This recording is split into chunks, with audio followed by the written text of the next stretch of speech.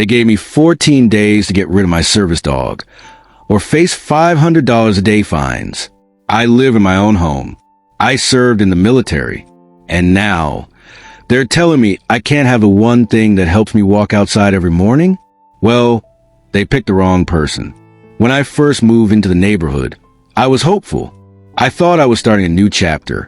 The quiet streets, well-kept lawns, friendly neighbors walking their dogs, and kids biking up and down the sidewalk. Everything seemed calm, perfect even. I'd use my VA home loan to buy a modest townhouse in a suburban Texas community, the kind with a little park down the street and mailbox clusters on every corner. It felt safe. Safe was important to me. My name is Jordan Reynolds.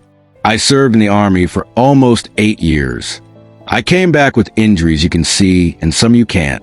For the last 3 years, I've had Atlas, a 90-pound German Shepherd trained as a mobility and PTSD service dog. He's not just my dog. He's my partner. He helps me through the daily anxiety, the flashbacks, the rough nights. Without him, I don't sleep. I don't leave the house. I don't function. But with him, I thrive.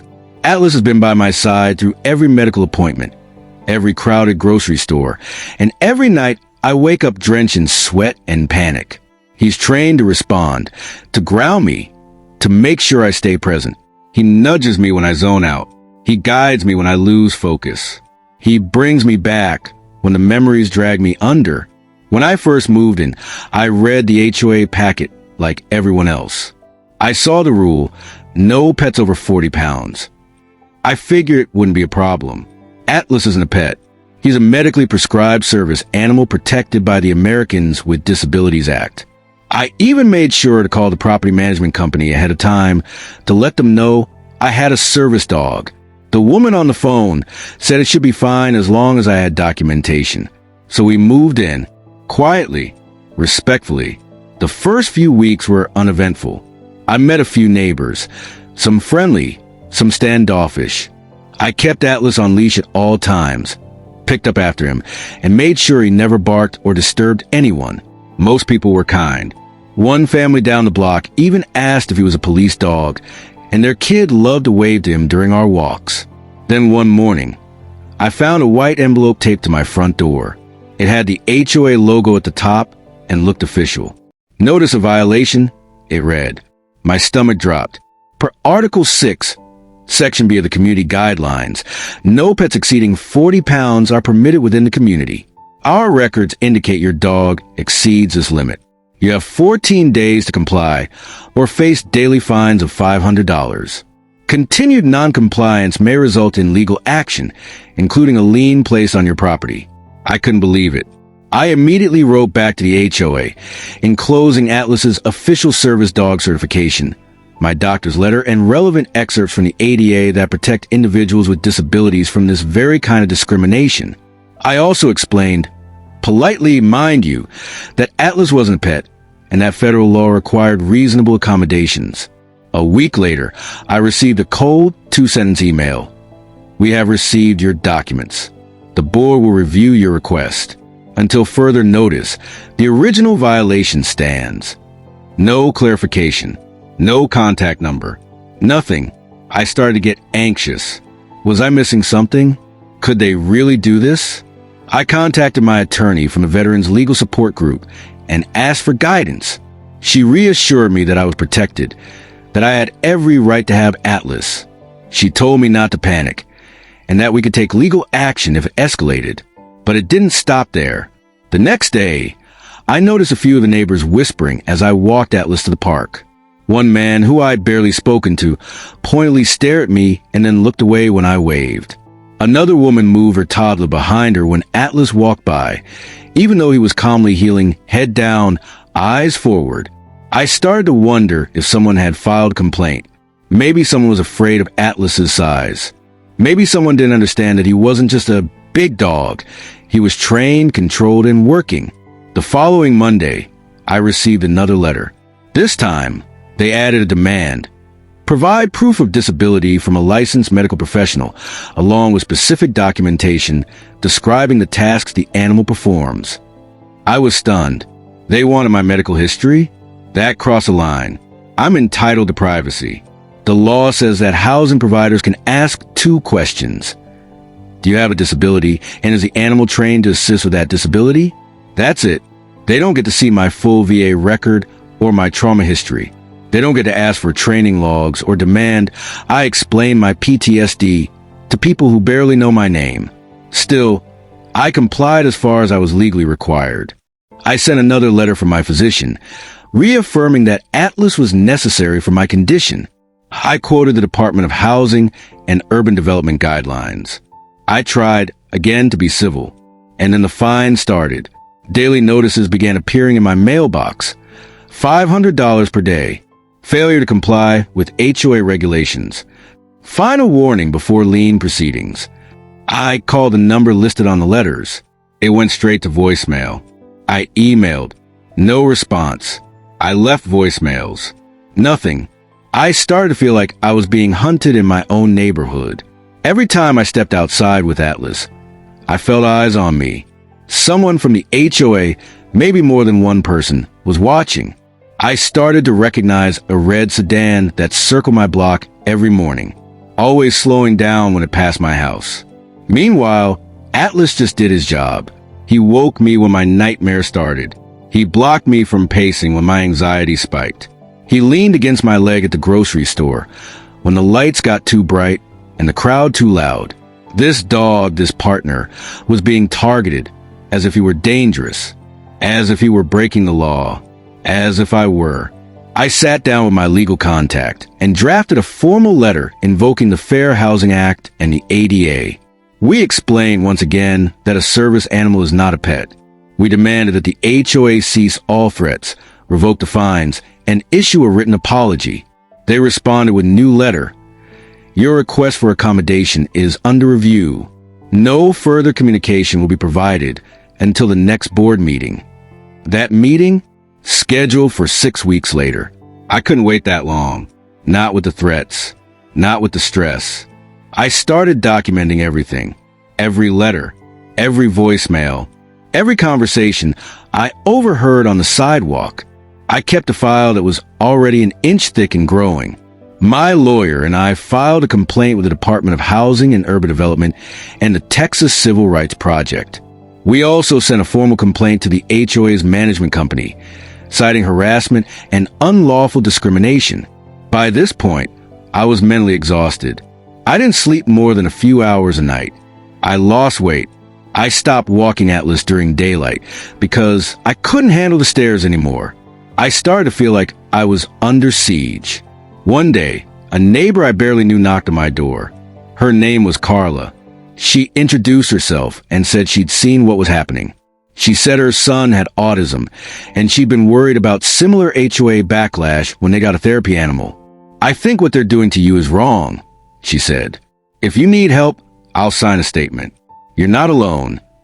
I didn't realize how much I needed to hear that. The next few days, a couple more neighbors quietly expressed their support. One even offered to bring coffee over some morning just to talk. It was a flood of solidarity, but it was enough to remind me that not everyone in this community was part of the problem. I was still angry, still tired, but I wasn't giving up. Not on Atlas, not on my home, not on my right to live in peace without being bullied by a handful of power-hungry HOA board members who thought they could rewrite federal law to suit their preferences. And not long after, I got my chance to fight back. But that is where things really started to heat up.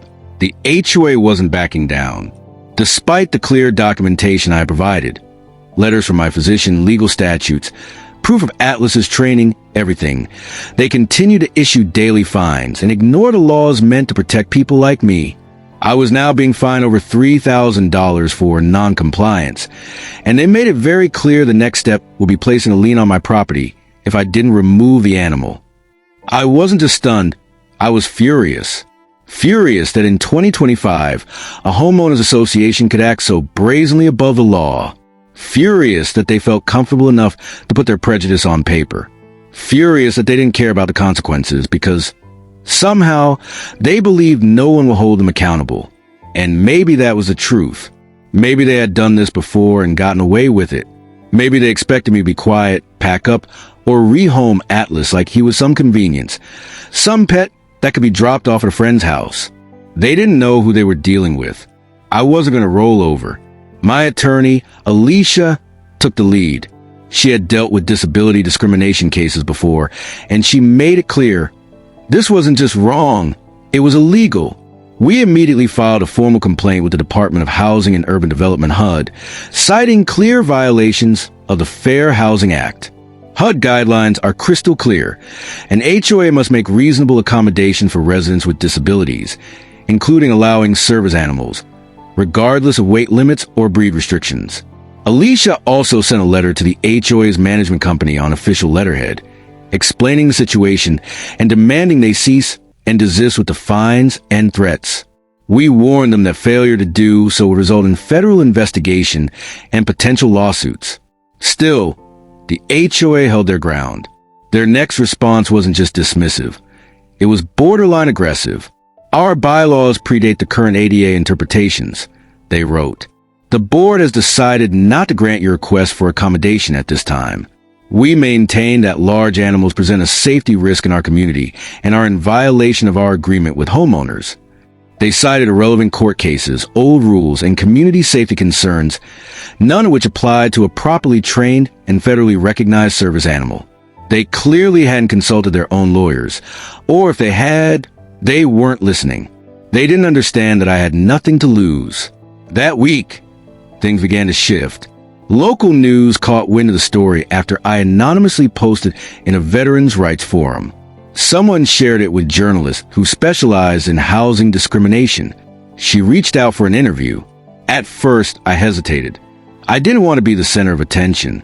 But Alicia said this could help, not just in my case, but for others going through the same thing. So I agreed. They came out to film an interview in my living room. I sat on the couch, Atlas at my feet, and talk about my service, my injuries, and what it felt like to have the one thing that gives me peace threatened by people who didn't even bother to ask a question before judging. The piece aired on a Friday night. By Monday, everything had exploded. Emails poured in. Veterans, disability advocates, lawyers, homeowners who had dealt with HOAs over everything from ramps to therapy animals. They all reached out. People were furious on my behalf. Some shared their own horror stories. One man, also a vet, told me his HOA made him take down an American flag he'd planted for his fallen unit. Another woman said her HOA told her she couldn't park her accessible van in front of her own home. The public support gave me strength, but it also seemed to rattle the HOA. That week, I received a letter, not from the HOA board this time, but from an attorney representing them. It was filled with legalese, but the message was clear. If I dropped the HUD complaint and agreed not to pursue further action, they'd consider withdrawing fines and revisit their decision regarding Atlas. They even attached a non-disclosure agreement. It basically said I wasn't allowed to talk to the press, post about it on social media, or tell anyone what the outcome was. I laughed when I read it, not out of amusement, out of disbelief. They were trying to silence me. Alicia tore the letter apart in a detailed response. She reminded them that what they were doing was not only unethical, but illegal. They couldn't use legal threats to muzzle someone reporting discrimination. This wasn't just a civil issue anymore. It was a federal one. They didn't respond to that letter. In the meantime, my neighborhood became a battleground. I could feel the tension in the air. Some people avoided me entirely. Others left passive-aggressive notes on my door about community harmony and following rules. One anonymous letter told me I was ruining the peace for everyone else. I could only imagine who was writing these things. But there were bright spots too. Carla, the neighbor with the autistic son, stood by me. So did the couple across the street. One day, a neighbor I barely knew brought over a coffee and said quietly, "I don't want to get involved, but I think what they're doing to you is wrong. I hope you win." Still, the harassment continued. The HOA sent another notice, saying they would begin proceedings to place a lien on my home within 30 days if I didn't pay the outstanding dog-related fines. Alicia immediately filed for a temporary injunction to stop the lien process until HUD completed their investigation. HUD had assigned an investigator by this point, and I provided all the documentation, letters, and audio recordings I'd gathered. They conducted interviews, including some with my neighbors. Carla agreed to speak on my behalf. So did my doctor, who provided a detailed statement about Atlas's necessity for my medical condition. During this process, the HOA made one last desperate attempt to salvage their position. They held a special meeting, not publicly announced, mind you, where they voted to amend the bylaws to prohibit animals over 40 pounds regardless of status or training. This was their attempt to close the loophole and avoid further scrutiny. It backfired spectacularly. The media got hold of the meeting notes and ran a second story. HOA attempts to rewrite bylaws to evict veteran service dog. The backlash was swift and brutal. Viewers flooded their Facebook page with angry comments. Local politicians started asking questions. A disability rights group began circulating a petition to have the board investigated. It was only then that the management company, likely fearing lawsuits or being dropped by their insurance provider, stepped in and began to apply pressure internally. 2 board members resigned within the week. One of them, I later found out, had been the person who initially reported Atlas to the HOA. I finally received a letter, not from a lawyer, not from a faceless email, but signed by the remaining board members, stating that they would drop all fines, cancel any planned lien actions, and allow Atlas to remain with no restrictions. They tried to make it sound like a generous gesture, but it was clear they were trying to save face. I didn't let them off the hook. Alicia and I proceeded with a HUD complaint. I wasn't just fighting for myself anymore. I was fighting for the next veteran, the next person with a disability, the next person who had to choose between their health and their home. HUD found the HOA in violation of the Fair Housing Act. They ordered mandatory sensitivity and legal compliance training for the entire board and required them to revise their bylaws to reflect federal protections for service animals. I was awarded damages to cover the emotional distress and legal fees I'd endured. It wasn't a huge amount, but it felt like justice. The management company also issued a public apology and committed to revising their oversight procedures. I even received a personal call from their regional director, apologizing and asking if I'd be willing to participate in a roundtable for improving HOA practices statewide. That was something I never expected. The day after the ruling, I walked Atlas down the same sidewalk where this had all started, the same route where I used to feel eyes burning into my back. That morning it was quiet, peaceful. I passed a few neighbors. Some nodded, some smiled, a few still looked away. But it didn't matter anymore. Atlas walked by my side, tail swaying gently, head held high. He wasn't just a dog in that moment.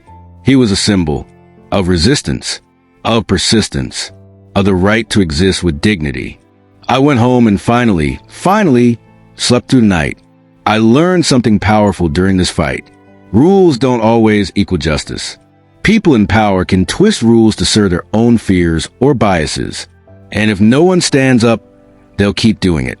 But you have to stand, even when it's hard, even when you're scared, especially then, because if we don't push back, who will? So now I ask you, have you ever been pushed around by an HOA or anyone in authority who thought their rules were above your rights? What did you do? Tell me your story in the comments. Let's shine a light on these hidden battles. And if you want more real stories like this, stories I don't want you to hear, hit that subscribe button. You're not alone. And you never were. When the ruling finally came down in my favor, it didn't feel like a victory at first.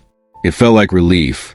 A weight had been lifted, not just from my chest, but from my entire life.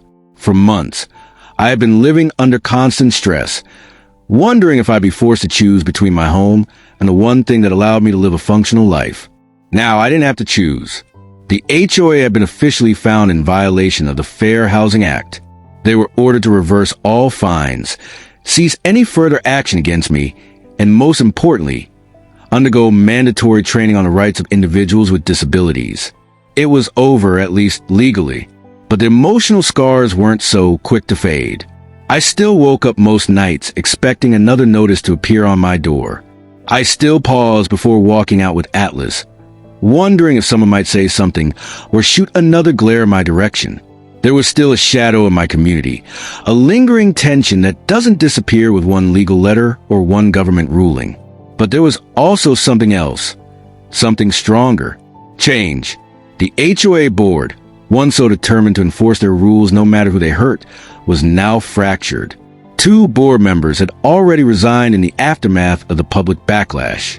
One of them, I later learned, had been the person who not only initiated the original complaint against Atlas, but had also orchestrated the failed attempt to change the bylaws in the middle of my case. Their resignation wasn't just a formality, it was a retreat. At the next community meeting, which was now required to be open and properly noticed to all residents, things felt different. I sat in the back, Atlas lying calmly at my feet. There were more people in attendance than I'd ever seen before. Neighbors who had never spoken up before were raising their hands, asking questions about transparency, accountability, and whether the HOA even had a legal advisor on retainer. Some were angry, not at me, but at the board for dragging them into a legal nightmare that could have easily been avoided. One neighbor stood up and said, "I didn't serve in the military, but my dad did. If someone had tried to take away his right to feel safe in his own home, he would have fought back too. I think we owe Jordan an apology and a thank you. I didn't expect that. Honestly, I didn't even need it. But hearing it, that was something I'll never forget." After the meeting, several neighbors approached me, some to apologize, some to offer quiet support. One woman, a retired school teacher, admitted that she'd originally agreed with the board because she didn't understand the difference between a service animal and a pet. "I thought they were doing the right thing," she said, "but I was wrong. I didn't know how much you were going through. I'm sorry." Those small moments mattered. That night, Carla stopped by with her son and a tray of chocolate chip cookies. Her boy smiled when he saw Atlas and gave him a gentle pat. "He's a good dog," he said. I nodded. "Yeah, he's the best." In the weeks that followed, I started to rebuild not just my peace of mind, but my place in community. I didn't want to live in isolation or anger. I wanted to move forward.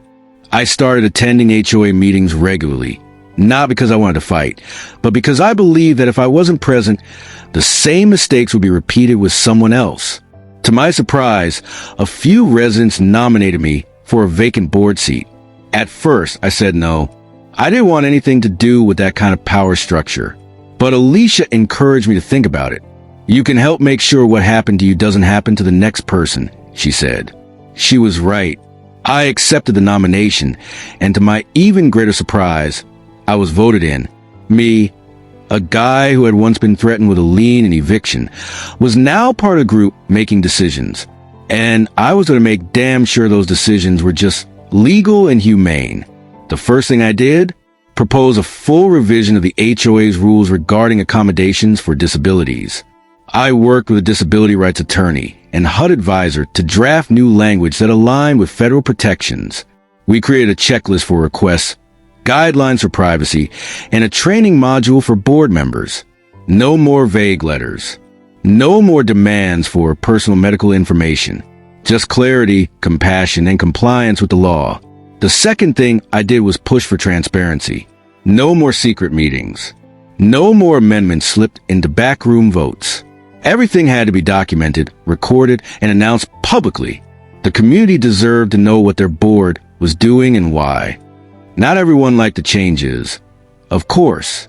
A few longtime residents complained that the new rules were too complicated, or that we were caving to political correctness. But those voices were quieter now. Most people had seen what happened, and they knew this wasn't about politics. It was about people, about the right to live without fear or harassment, especially when you're already dealing with challenges most can't see. Through all this, Atlas never changed.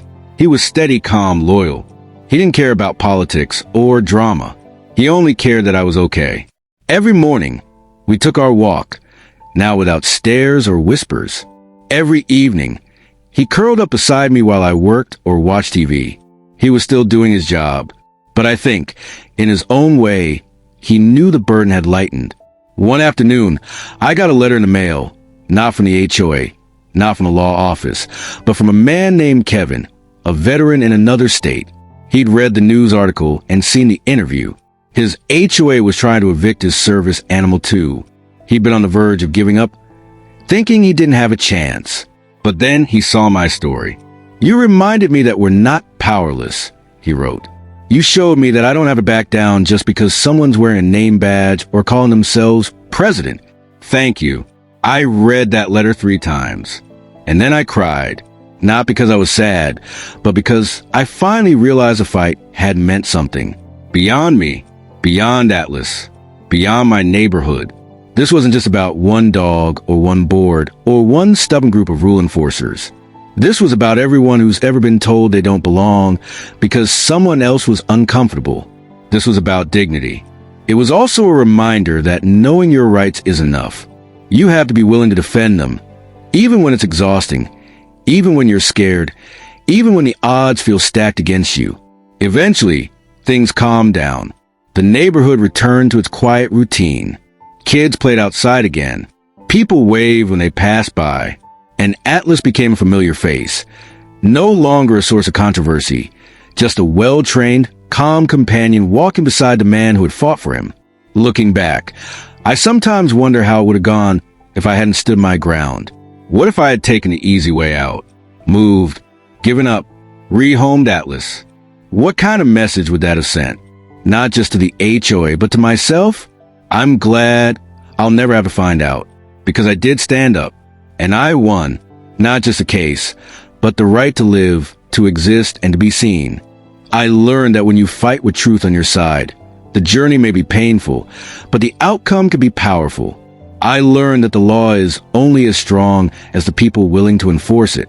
And I learned that community isn't about conformity. It's about compassion. So now I turn the question to you. Have you ever been in a situation where you had to fight for your rights? Where someone in a position of power tried to push you down or silence you? What did you do? Tell me your story in the comments. Let's start a conversation that goes beyond just one man and one dog. And if you want to hear more real stories, stories about people who refuse to be bullied, who stand up for what's right, make sure you subscribe. This world doesn't need more rule enforcers. It needs more rule changers. And maybe, just maybe, that starts with people like us.